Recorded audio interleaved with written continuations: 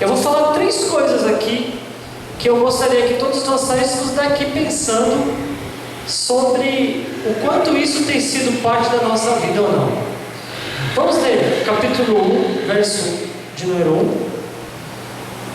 E sucedeu, depois da morte de Moisés, servo do Senhor, que o Senhor falou a Josué, filho de Num, servo de Moisés, e disse o seguinte: Moisés, meu servo, é morto. Levanta-te, pois agora, passa este Jordão, tu e todo este povo, a terra que eu dou os filhos de Israel. Todo lugar que pisar a planta do vosso pé, vou tenho dado, como eu disse a Moisés. Desde o deserto e desde este Líbano até o grande rio, o rio Eufrates, toda a terra dos heteus e até o grande mar, para o poente do sol será o vosso termo. Ninguém se susterá diante de ti todos os dias da tua vida, como fui com Moisés, assim serei contigo. Não te deixarei, nem te desampararei. Esforça-te e tem bom ânimo, porque tu farás a este povo herdar a terra que jurei aos seus pais que lhes daria. Então somente esforça-te e tem muito bom ânimo para teres o cuidado de fazer conforme toda a lei que meu servo Moisés te ordenou. Dela não te desvieis, nem para a direita, nem para a esquerda, para que prudentemente te conduza por onde quer que andares. Não se aparte da tua boca o livro desta lei, antes medita nele de dia e noite, para que tenhas cuidado de fazer conforme tudo quanto nele está escrito, porque então farás prosperar o teu caminho, e então prudentemente te conduzirás. Não te mandei eu? Esforça-te e tem bom ânimo, não pasme nem te espante, porque o Senhor teu Deus é contigo por onde quer que andares. Josué é a sequência da história. Josué foi o conquistador. Você já conhece bem a palavra de Deus, que tudo vai acontecendo na Bíblia Sagrada conforme uma promessa. E que promessa é essa? A promessa feita a Abraão?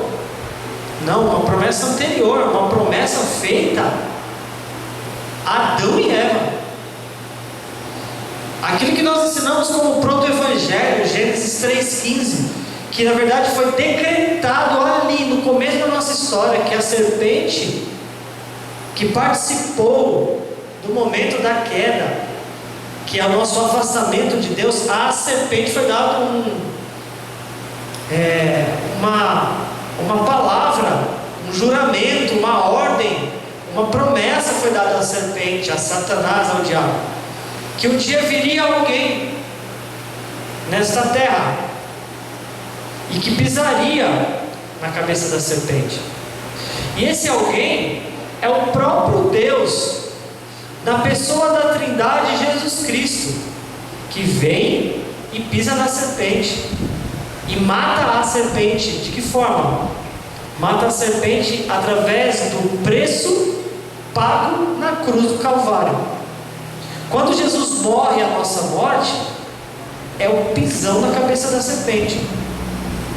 Só que depois disso ainda houve uma promessa de continuidade, que não só Jesus pisaria na serpente, mas ele disse que o Deus de paz esmagará Satanás debaixo dos vossos pés. A serpente não só foi pisada uma vez por Jesus, como ela continuaria sendo pisada pela igreja. E como que fazemos isso? Fazendo culto de libertação e atraindo um monte de demônio aqui para a gente começar a pisar neles? Não. Como é que nós pisamos na serpente, orando e expulsando demônios de endemoniados, fazendo um show gospel? Não. Nós pisamos na cabeça da serpente todas as vezes que nós nos reunimos para cultuar a Jesus. Então eu tenho algo para dizer para você. Talvez você, como eu, sinta-se um pouco aflito ou meio triste quando a gente olha no domingo assim e vê tantas cadeiras livres, né? A gente sente falta às vezes das pessoas, de algumas pessoas estarem aqui, ou não só por um domingo, mas pessoas que se desviaram da igreja, né? Se afastam da igreja. Eu acho que isso é mais triste do que nós temos poucas pessoas na igreja. É gente que vai embora, mas não vai embora só de um domingo, vai embora para sempre, né? E não vai embora da tabernáculo, vai embora da presença de Jesus.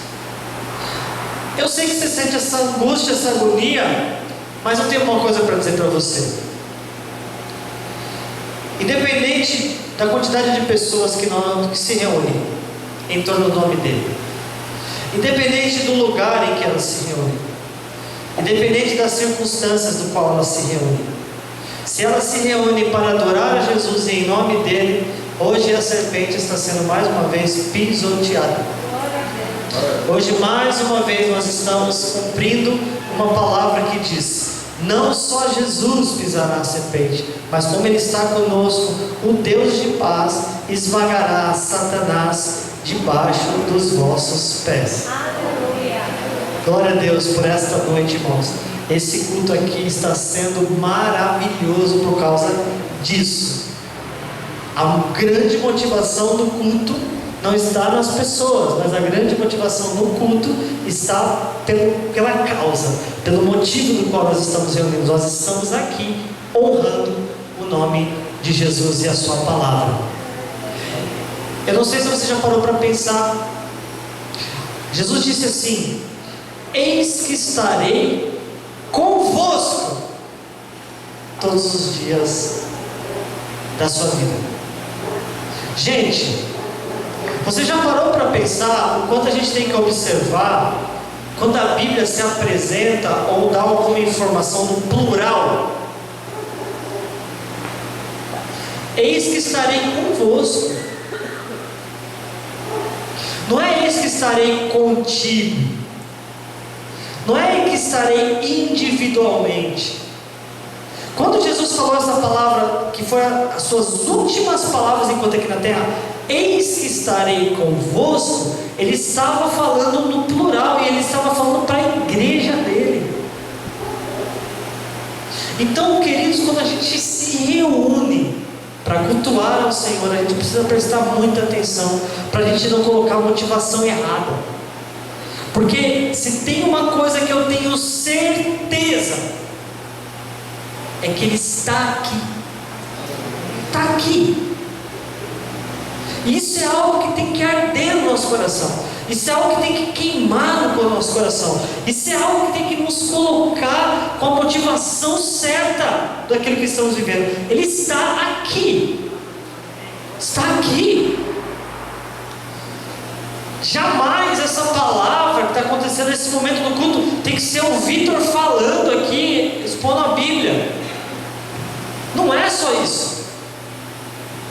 Esse momento aqui, igreja, é um momento sagrado.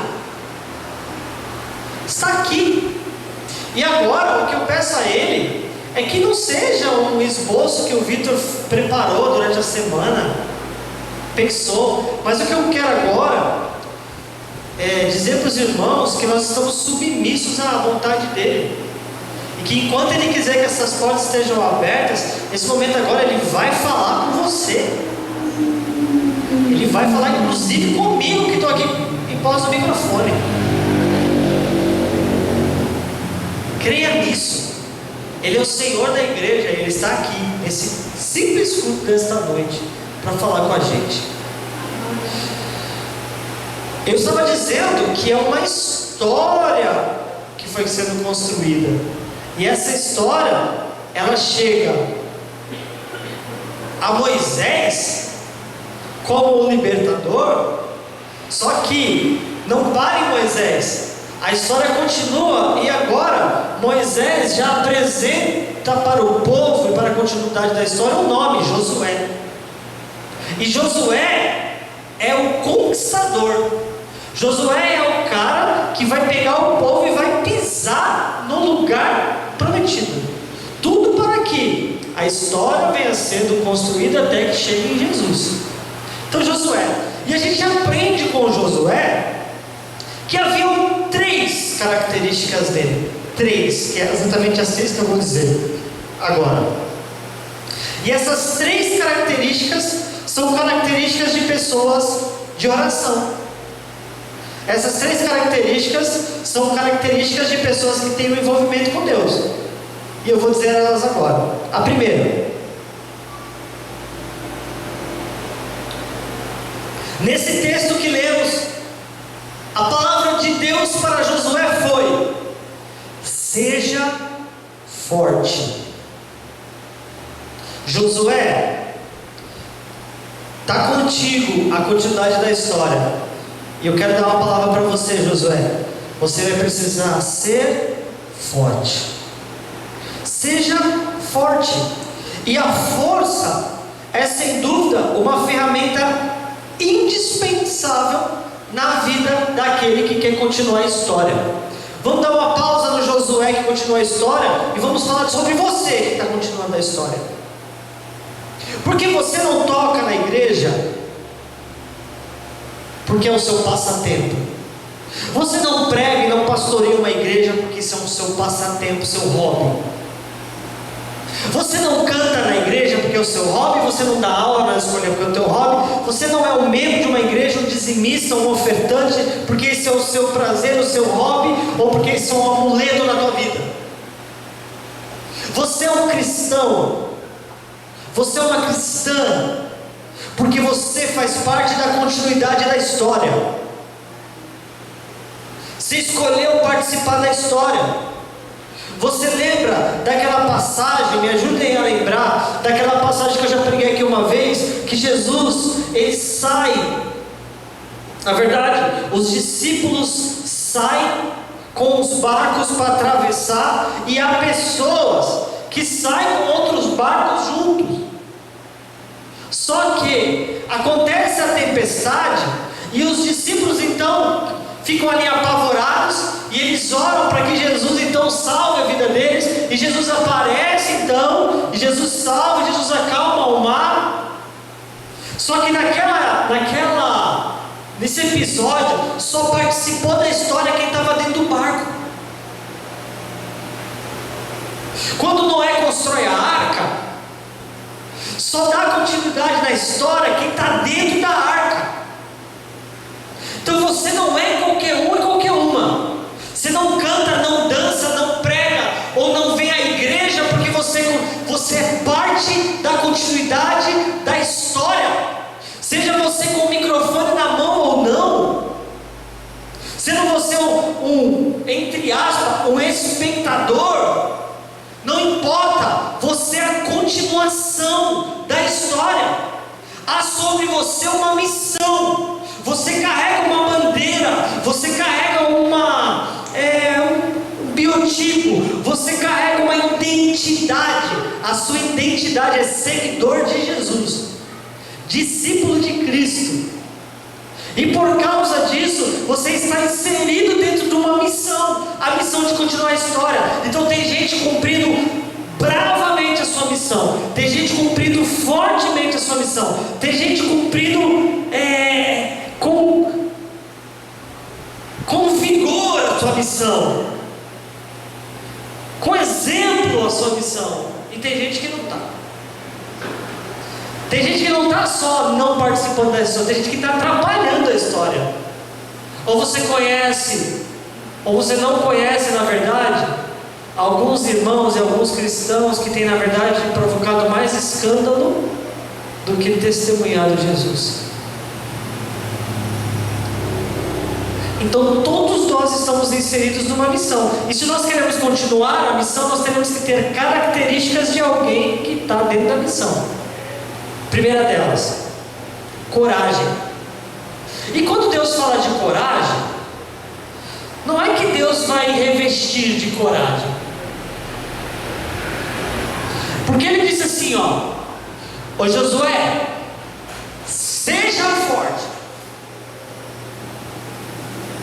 A conversa não é assim, ô Josué, eu vou te dar uma força sobrenatural para você fazer. Josué, você vai precisar ser forte.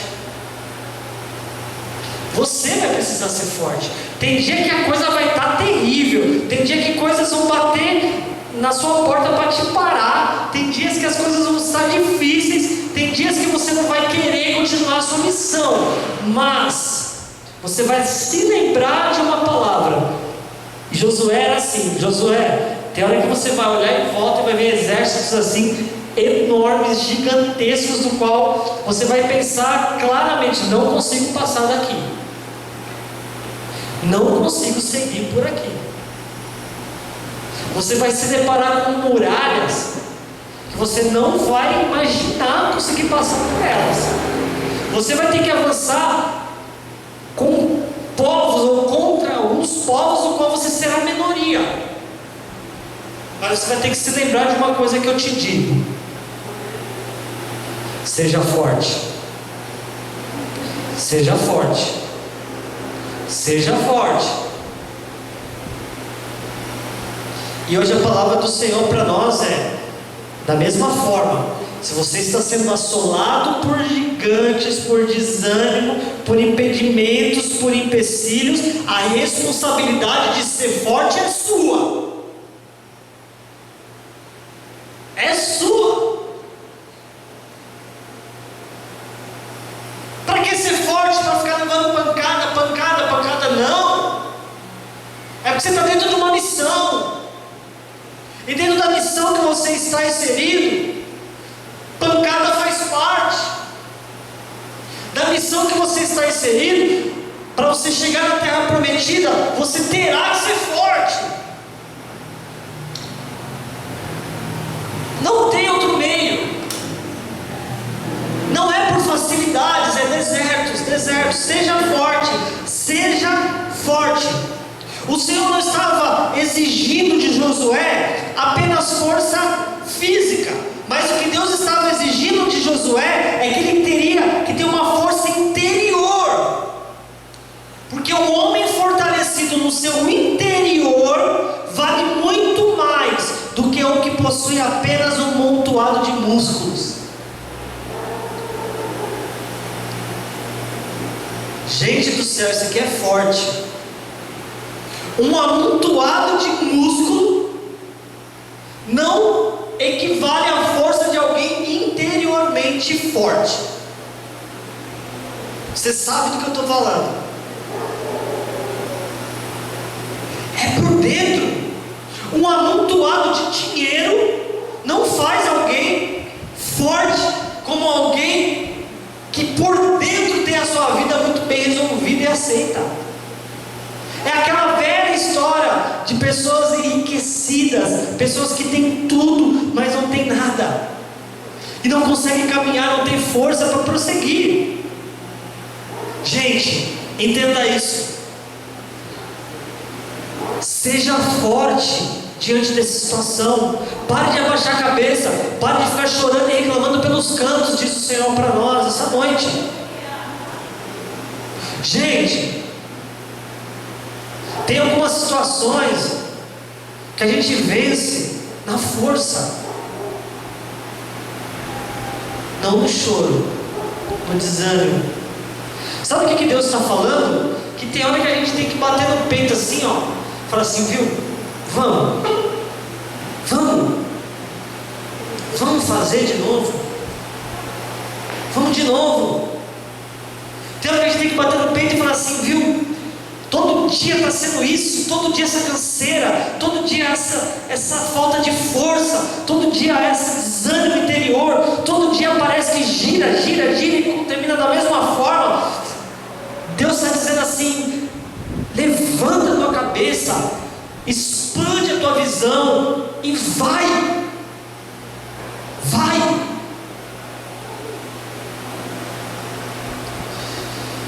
O meu testemunho pessoal, uma das coisas mais incríveis que eu vivi dentro desta igreja, foi a situação do meu casamento, que foi e é tão importante para a minha caminhada, para a minha vida, para a minha história nessa terra, minha família. Eu me lembro lá no início do quanto eu era covarde, e Deus me deu o privilégio, a graça de casar e de conhecer uma pessoa muito de Deus, uma pessoa temente ao Senhor. A Mel, desde o início, foi a pessoa que mais me evangelizou, que mais me incentivou a buscar a Deus, foi a pessoa que mais me atormentou para ir lavar a igreja, para ir tocar o instrumento. Eu era aquela pessoa que não queria, e ela empurrava. Em uma época onde a gente viveu um tempo que tinha que chegar 4h30 na igreja, e não era de automóvel, e não era de moto, era a pé, que a gente tinha que atravessar lugares para poder chegar até a igreja, e fazíamos isso na semana, e fazíamos isso no domingo. Eram coisas que para mim cansavam, não fazia parte do meu contexto, da minha vida, e ela me empurrava, e eu demorando para se converter, e sendo empurrado. E aí a gente chega num momento muito decisivo. Depois de 2 anos de namoro, chega um momento em que ela, como uma mulher de Deus, chega para a minha vida e diz assim: viu, nós vamos noivar. Sempre a atitude dela, sempre ela correndo pelo certo, sempre ela dando um passo na direção de Deus, e eu empurrado. E depois de 2 anos de namoro, quando ela falou isso, eu arreguei. Sabe essa palavra, arregão? Eu arreguei naquela hora. E eu me lembro, você lembra dessa história, meu? Quando você chegou e falou, eu para trás, para não dizer a palavra para trás, arreguei. Não estou pronto, sou novo, não é, medroso, sem coragem. Aí ela falou: tá bom, então pode ir embora. Se não for a partir daqui, então. Chegou numa hora que aí eu peguei e fui embora. Foi horrível a situação. E eu me lembro que foi caminhando uns dias, poucos dias, mas eu descobri que se eu não fosse naquele momento corajoso para encarar aquela situação, a situação não ia andar. E eu descobri naquele momento que isso agora não dá mais, ela não consegue mais me puxar. Agora ela não é. E aí foi passando os dias, aí eu fui percebendo a burrice que eu faria se tudo terminasse ali. E foi naquele momento que eu falei assim: não, é isso mesmo, é para ser. E descobri que eu teria que dar aquele passo, e demos aquele passo. Mas não foi só isso. Quando nós fomos pedir oração ao Ademir por esse momento, aí ele lançou uma outra palavra que precisou nos tirar do comodismo. Ele disse assim: marque o casamento, marque a data. Enquanto vocês não marcarem a data, Deus não vai fazer nada. Mas na hora que vocês marcarem a data, será como uma explosão. Deus vai honrar a vida de vocês, vai abençoar. E na hora que a gente marcou a data do casamento, que também não fui eu, mas quando foi marcada a data, as coisas começaram a aparecer, as coisas começaram a surgir, as coisas começaram a explodir realmente diante de nós. Tem algumas situações que só vai andar se a gente colocar o peito na frente mesmo e falar assim: vamos.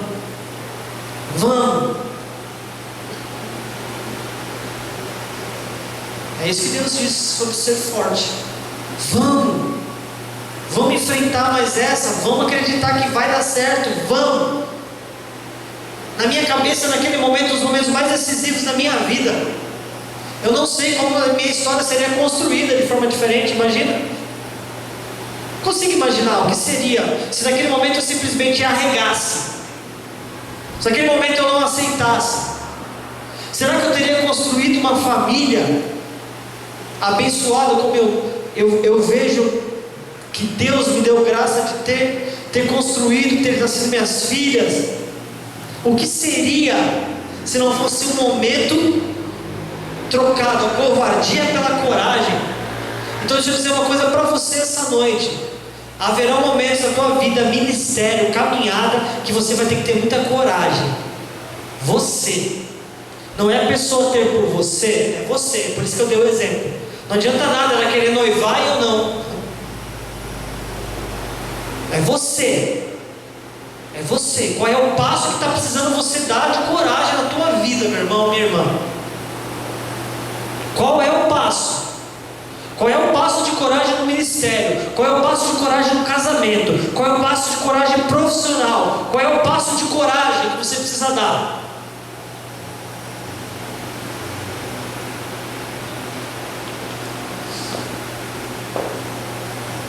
Aí a gente casa. Ela veio com uma notícia muito legal para mim. Ela estava filmando, ela até parou de filmar. Falei, ih, vai falar. Ela disse o seguinte: então, eu fui filha única a vida inteira, né? Eu falei, é. Ela disse assim: então, eu não aceito ter só um filho. Mais uma vez Deus me colocando na coragem.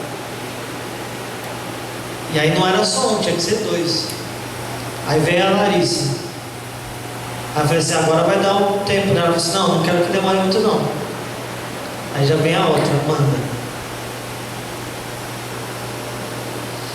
Tudo em algum momento vai ser testada a sua coragem. São momentos da minha história que eu me vi assim: poxa, eu vou ter que dar um passo, eu vou ter que fazer, eu vou ter que acreditar, eu vou ter que me superar dentro disso. Eu tenho. Que eu vou parar a história? O que você vai fazer? Você vai parar a história? Entende, gente? Que muitas vezes o passo de coragem determina se a história vai continuar ou não. Que Deus esteja falando no teu coração sobre algo que você precisa dar um passo hoje.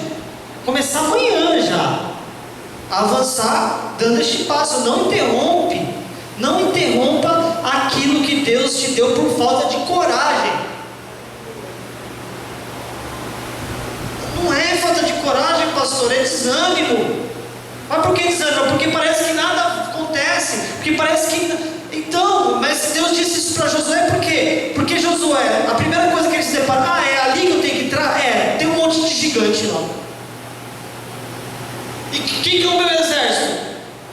Um monte de escravo que saiu do Egito, magro, desnutrido, queimado no sol, desidratado. É o meu exército e lá dentro tem um monte de gigante. É essa a terra. Entende?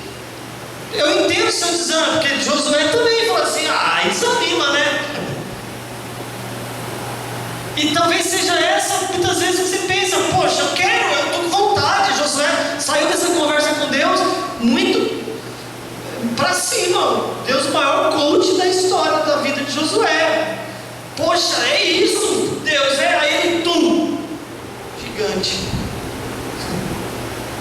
exército fraco. Desanima. Ninguém te apoia, ninguém te ajuda, ninguém incentiva. Qual que é o seu gigante? Qual que é o seu gigante para você sair desse estágio que você está, para você avançar de novo na direção daquilo que Deus quer que você faça? Qual é o seu gigante? Então, a respeito disso, a primeira coisa que você tem que fazer é: seja forte. Seja forte. Para de chorar pelos cantos, para de reclamar pelos cantos, bate no peito e fala assim: eu tenho que ser forte nessa situação, então eu vou ser, para me avançar para o próximo. Aí beleza, você foi forte, você se levantou de novo, você se motivou de novo, fez o que você tinha que fazer. Aí entra o próximo passo. Deus não disse para Josué somente ser forte, número 1. Deus disse assim para Josué: seja corajoso. Depois que você sai desse estágio de tá bom, eu vou ser forte, aí agora ele diz: e corajoso, porque agora você vai ser tomado pelo medo. O ser forte combate o desânimo, mas não combate o medo. Presta atenção nisso. Ser forte por dentro te faz levantar, te faz ir na direção. Só que na hora que você vai na direção, você vai se deparar com um gigante, você vai se deparar com empecilhos, você vai se deparar com barreira, você vai se deparar com coisas que vão impedir você de avançar. Mas aí você pega agora e você escuta uma outra palavra de Deus: bom, eu preciso ter coragem agora, porque eu posso ser forte, chegar e me deparar com o gigante e falar assim: não vou não. A força vai te levar para frente do gigante, e na frente do gigante a palavra é: seja corajoso agora. E ser corajoso é você não ter medo. Eu não tenho medo de você. Eu não tenho medo de você. Todos os grandes conquistadores da história de Israel foram homens e mulheres corajosos. Todos os conquistadores. Quando faltou coragem ao exército de Saul, sobrou coragem a Jonatas. Quando faltou coragem a Saul e a todos os seus exércitos para enfrentar os filisteus, sobrou coragem num jovem pastor chamado Davi. Falta coragem no exército de Israel, mas sobra coragem no homem chamado Davi, que vai e enfrenta o gigante. Está entendendo? Seja forte, mas seja também corajoso. Corajoso para lidar com algumas coisas, inclusive que você não pode evitá-las. Corajoso. E aí vem a cereja do bolo que foi dado na vida de Josué, que é onde eu encerro aqui a palavra de hoje. A cereja do bolo.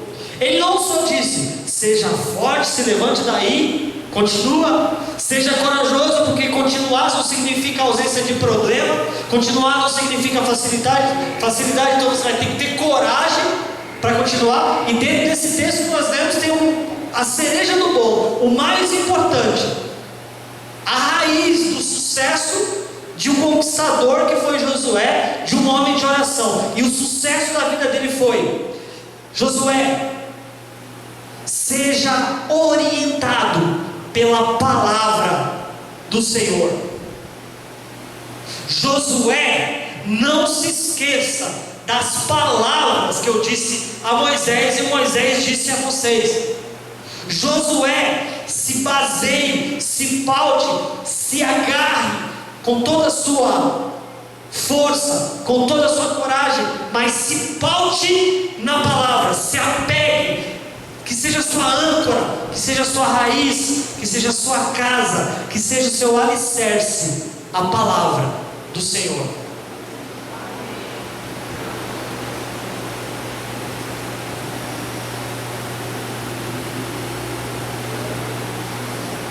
Josué foi bem sucedido porque ele seguiu corretamente essa instrução que o Senhor lhe passou. Davi sempre buscava a orientação da palavra do Senhor antes de partir para as suas conquistas, e por isso era sempre bem sucedido.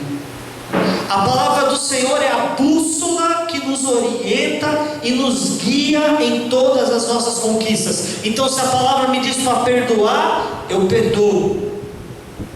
Se a palavra me diz para não fazer, eu não faço. E se a palavra diz para mim fazer, eu faço. Só que o problema hoje talvez está sendo a ausência da palavra de Deus nas nossas vidas. O problema de hoje continua sendo o pouco contato que nós temos tido com a palavra. Ela não tem sido bússola na sua vida, se você não gasta tempo lendo ela. Ela não tem sido bússola na tua vida se todos os dias você não tem nenhum contato com ela, e todo contato que você tem com ela é esses 20 minutos de pregação que acabou de acontecer aqui. Ela não é sua bússola.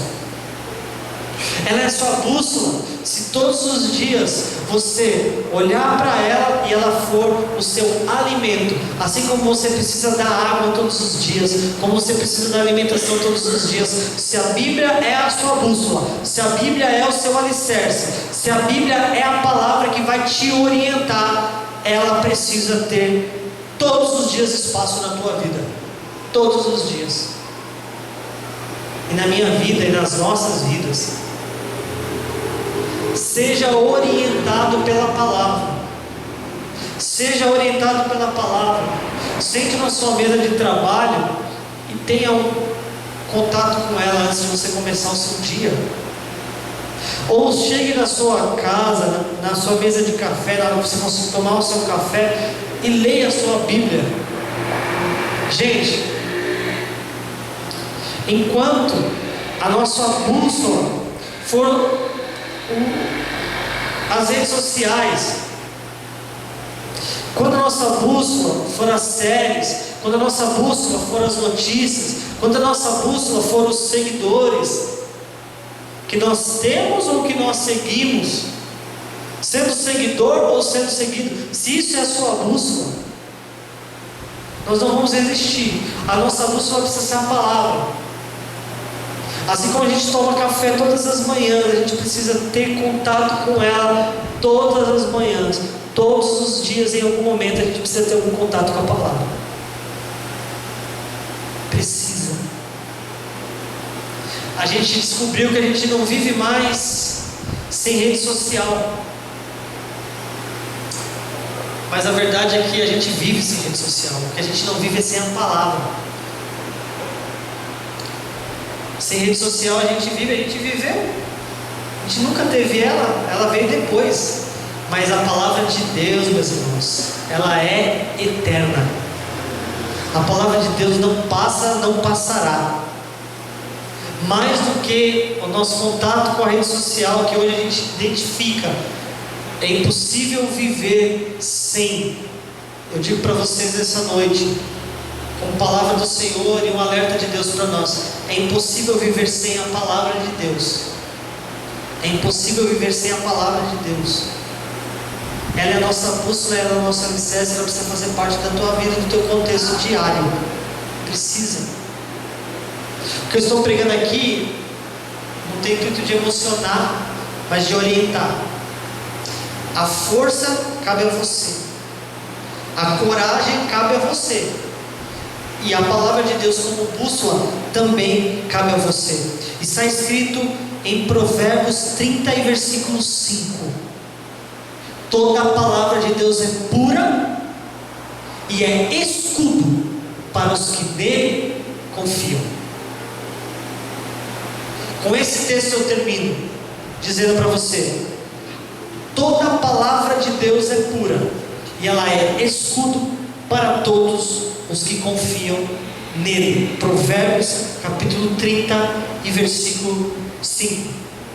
A palavra de Deus é escudo para a minha vida e para a tua vida. E a partir de hoje, esses três elementos que façam parte do seu dia a dia, da sua existência.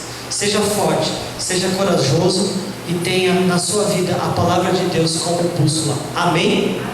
Ministério de louvor, vamos adorar mais uma vez ao Senhor para encerrarmos essa noite que o Senhor nos deu tão abençoada.